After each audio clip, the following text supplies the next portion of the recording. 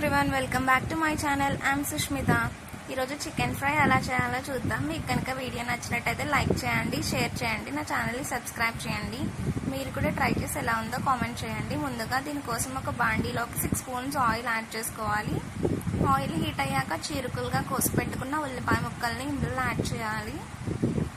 ఉల్లిపాయ ముక్కల్ని ఎర్రగా అయ్యేంత వరకు మనం వేపుకోవాలి.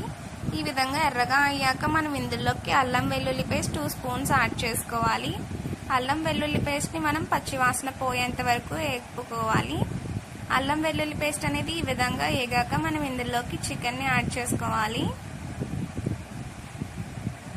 చికెన్ యాడ్ చేశాక మనం ఇందులోకి 1 స్పూన్ పసుపు, రుచికి తగినంత ఉప్పు యాడ్ చేసుకోవాలి. కల్లుప్పు యాడ్ చేసుకోవడం వల్ల మనం చికెన్ ముక్కలకు కూడా ఉప్పు అనేది బాగా పడుతుంది.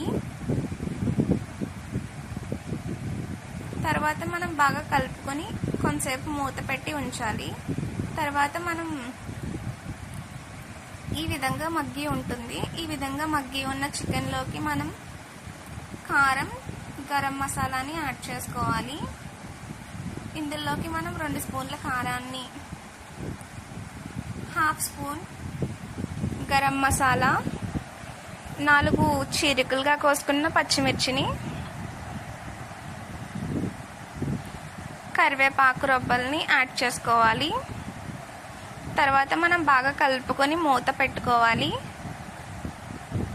ఇలా బాగా కలుపుకొని మూత పెట్టుకున్న దాన్ని నూనె అనేది పైకి తేలేంత వరకు వేపుకోవాలి.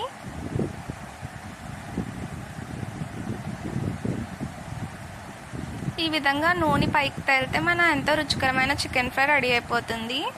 మీరు కూడా ట్రై చేసి ఎలా ఉందో కామెంట్ చేయండి. Thank you for watching the video.